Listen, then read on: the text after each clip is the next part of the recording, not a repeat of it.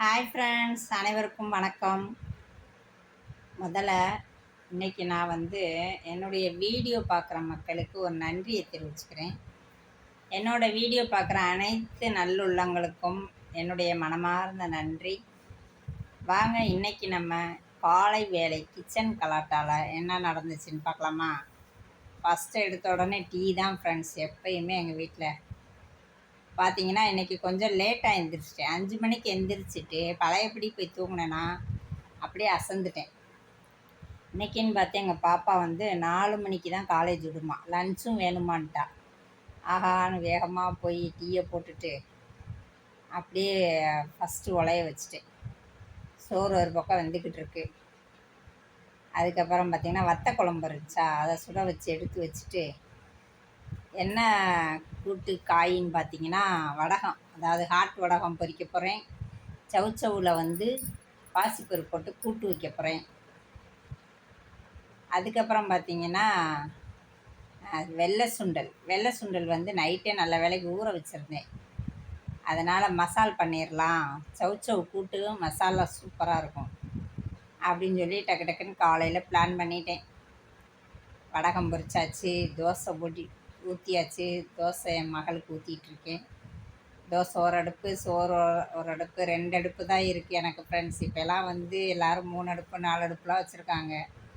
நாங்கள் இன்னும் பழைய காலம் மாதிரி எங்கள் மாம்சு அதே தான். அந்த 2 அடுப்பில் தான் டக்கு டக்குன்னு வச்சு இறக்கணும். பாசிப்பருப்பு வேக வச்சு இறக்கி போட்டு அடுத்து சுண்டலை வேக வச்சேன். சுண்டலை வேக வச்சு அதை மசால் பண்ணணும். குக்கரில் வைக்கல, ஏன்னா நல்லா ஊறி இருந்ததுனால என்ன பண்ணிட்டேன், கடாயிலே வச்சுட்டேன்.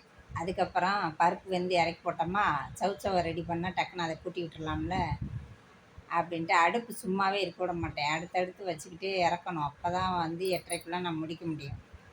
அதனால் பருப்பு வெந்துருச்சேன்னு சொல்லிவிட்டு டக்குன்னு சவுச்சவை நறுக்கி கூட்டு வச்சு, கூட்டும் ரெடி ஆயிடுச்சு. என் மயனுக்கு டிஃபன் கட்டுறேன். பாப்பாவுக்கு வத்த குழம்பு தான் வச்சு பரட்டி விட்டேன். சாதம் வந்துருச்சு. வத்த குழம்பு வச்சு பரட்டி வடகத்தை வச்சு கொடுத்து விட்டுட்டேன். காலையில் தோசையும் தக்காளி சட்னியும் சாப்பிட்டாங்க பாப்பா. பார்த்திங்கன்னா பையனுக்கு சவுச்சவு கூட்டு, சுண்டல் மசாலா, வடகம் எல்லாத்தையும் அவனுக்கும் டிஃபனை கட்டியாச்சு. அடுத்தபடியாக அவனை கிளப்பி விட்டேன். 3 அடுக்குலையும் கரெக்டாக இருக்கிறனால வடகத்தை கவரில் வச்சு விட்டுட்டேன். தோசை கடை அடுத்து என் மயனுக்கு தோசை வேணும் இல்லையா, அவனுக்கு தோசை ஊற்றிட்டு தக்காளி சட்னி ரெடி பண்ணிவிட்டு அதுக்கப்புறம் பார்த்திங்கன்னா எனக்கு தோசை. 3 பேருக்கு 3 விதமாக காலையில் பண்ணிகிட்ருக்கேன் பார்த்தீங்களா ஃப்ரெண்ட்ஸ்.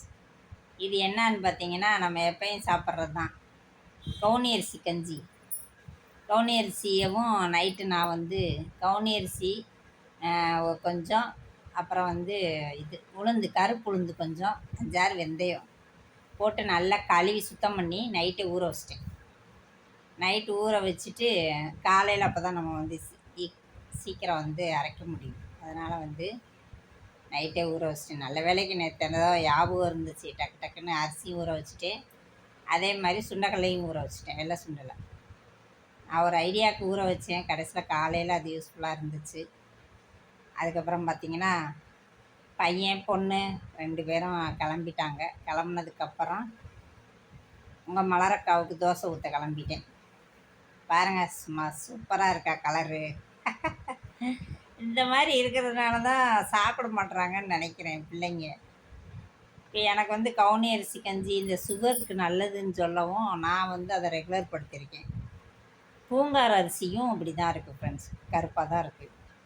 பூங்கார் அரிசி, கவுனி அரிசி, இன்னும் என்னமோ ஒரு அரிசி சொன்னாங்க ஆஸ்பத்திரியில், எல்லாமே கருப்பரிசியாக தான் இருக்குது. அதிலெல்லாம் நிறைய சத்து இருக்குதுன்னு சொல்கிறாங்க. பாருங்கள், சுண்டல் மசாலா ரெடி, சவுச்சவு கூட்டு ரெடி, சாதம் ரெடி,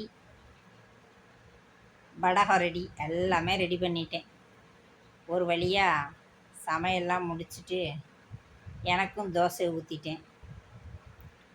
நானும் மருந்து மாத்திரை எல்லாம் முழுங்கிட்டு அதுக்கப்புறம் தோசையை நான் சாப்பிடணும்.